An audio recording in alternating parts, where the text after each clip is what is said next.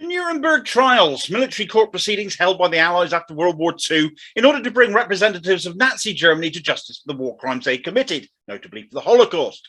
In 1945, a joint tribunal formed between the Soviet Union, the US, UK and France. They signed the Nuremberg Charter as a legal instrument, bringing about the International Military Tribunal to try Nazis for their crimes. And between 1945 and 1946, they tried 21 surviving individuals and 6 German organizations collectively formed the trials. Thanks for the history lesson there, Damo, but is there a point to bringing this up now? You might be thinking, well, yes, there is, although it's not me in particular that's brought this up. Rather, that'd be 2 former prime ministers named John Major and Gordon Brown.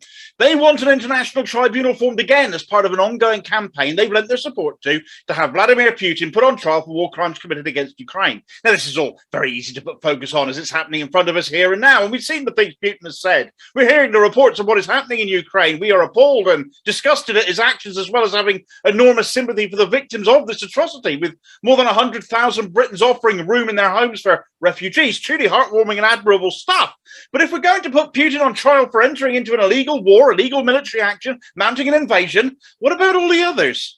I'll tell you who's been uncustomarily silent on this issue, and that'd be the PM between Major and Brown, a certain Anthony Charles Linton Blair. No rare intervention from blood-stained Blair, Sir Tony of a million Iraqi deaths. Weapons of mass destruction was one of the most lethal lies in modern Western history. George W. Bush wanted to finish what his daddy started, and his bosom buddy Blair was with him all the way, sexed up dossiers and all the rest, to ensure that war with Iraq came about. It was an illegal invasion, it was an illegal war, and yet Blair walks free, gets a knighthood, and now wants to advise the Labour Party again, as if he wasn't wearing Starmer like a glove puppet already, and with blood filling his nostrils, once more touting military action by NATO against Russia. He belongs in The Hague too. If Putin goes on trial, Bush and Blair should as well, and they aren't alone either. Libya is another mess, which pig-bothering patron saint of food banks, David Cameron should be held to account for too, along with Barack Obama.